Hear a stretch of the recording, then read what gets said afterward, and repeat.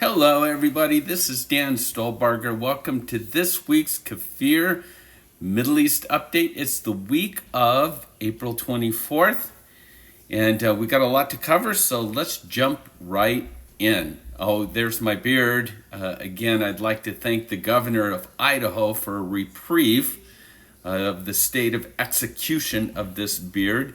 We're going to hear again from him at 10 o'clock today, so we'll see when our state's going to reopen. But our news bites for this week: on Friday night, the Israeli military, they fired flares along the frontier after the signs of the northern border was breached. This is again the incident with Hezbollah, and we have another article on this, but right when you think because of this virus things are settling down, they're not settling down on the borders of Israel. Okay? The enemies of Israel want to take full advantage of whatever they can in order to entrench themselves on the borders of both Lebanon, especially the Golan Heights. Now, back to COVID-19. While most experts do not trust China's fatality numbers, many leaders are worried that China is still not being forthright about what it really knows in regards to the coronavirus. It could have been stopped in China before it was started. This was Trump's comment, and now because of it, the whole world is suffering. Well, against what appeared to be all odds, Prime Minister Benjamin Netanyahu and the blue and white chairman Benny Gantz signed an agreement for a unity government. The breakthrough, this came right before Holocaust Memorial or Remembrance Day.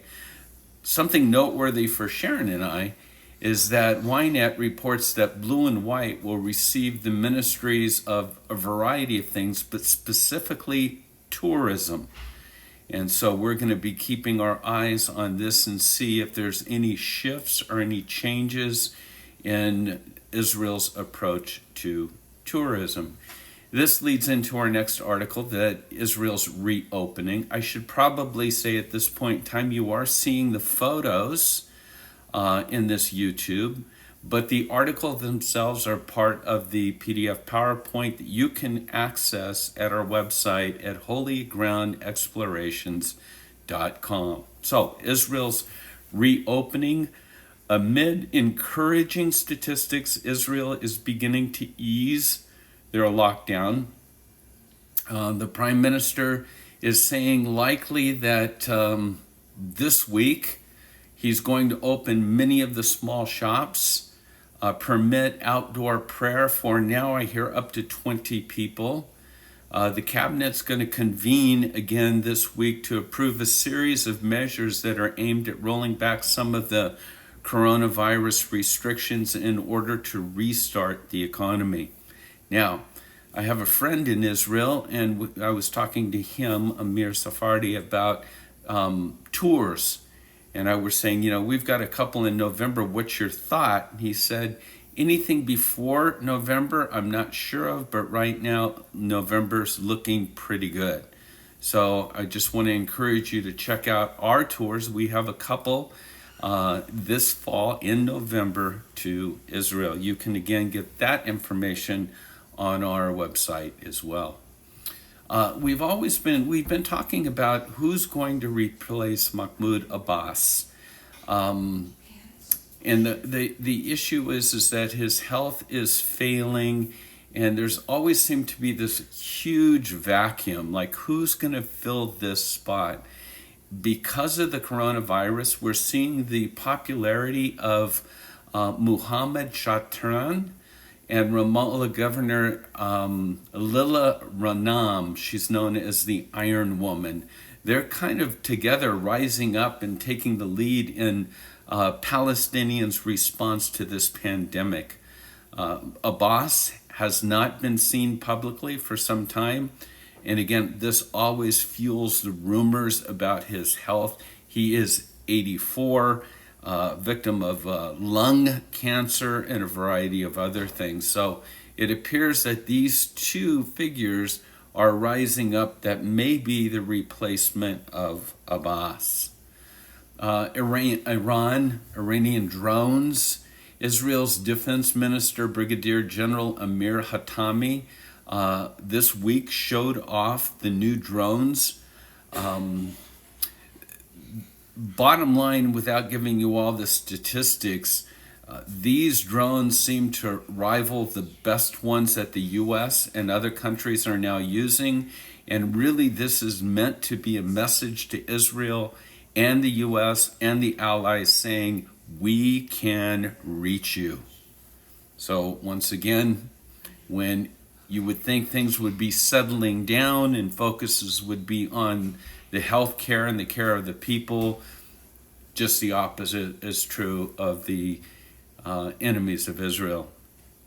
Again, back to these borders, there was a Israeli airstrike in the Golan. It killed 9 Hezbollah members. And this, again, was in the Golan and also central Syria. And the people that were killed included 6 who were not Syrians, and some were loyal to the Hezbollah terror group. Now, remember, Israel has always routinely communicated that the Iranian troops operating near its border is a red line that will not be crossed. Well, now it's interesting to see what the church's response is going to be once we sort of come out from this cave, this quarantine. Lifeway research has revealed that 98% of the church will not teach anything on end times related information or teachings because it's considered too, quote, controversial. But many pastors are apparently now having this aha moment due to the signs of the times in which we're living. The question will be, will this momentum or will this moment continue once the church services resume? 3 out of 4 pastors in the survey have noted that the world and the church events, they do have meaning for today. You know, things such as the rise in apostasy, the love of believers growing cold, the decline of traditional morals, national conflicts, national disasters, famines, the rise of anti-Semitism, and of course this pandemic. Even if they are tribulation events, they are casting a huge shadow on this church age that we're living in. So, is a new day in the church approaching thanks to all these wake-up calls?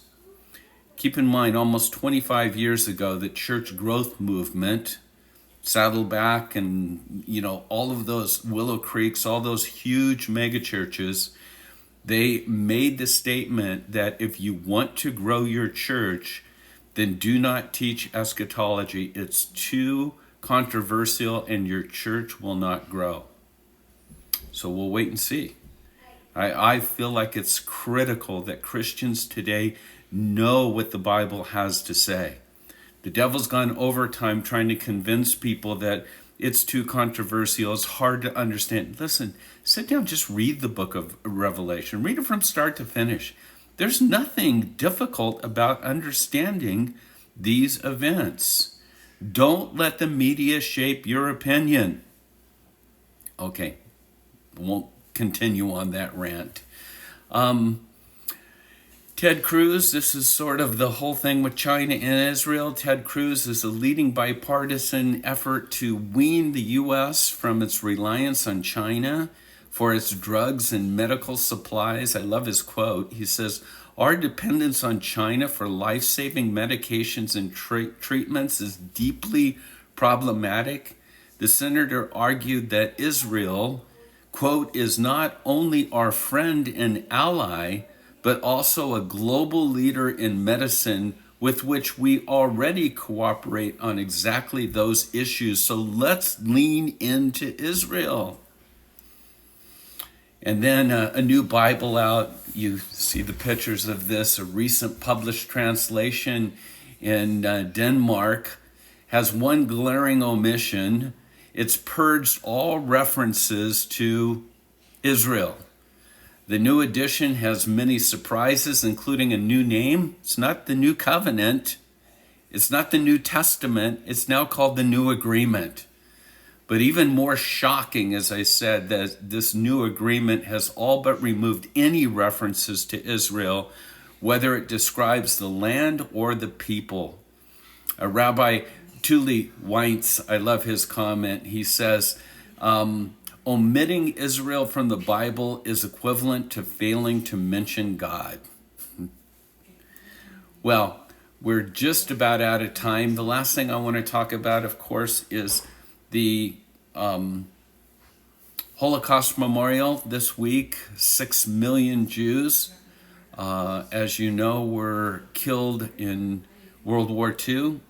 And it's just a time of the year where we can never forget. We must remember, no matter how horrific these pictures may be, they need to be seared in our mind with the rise of anti-Semitism continuing today. So never forget, remember the names.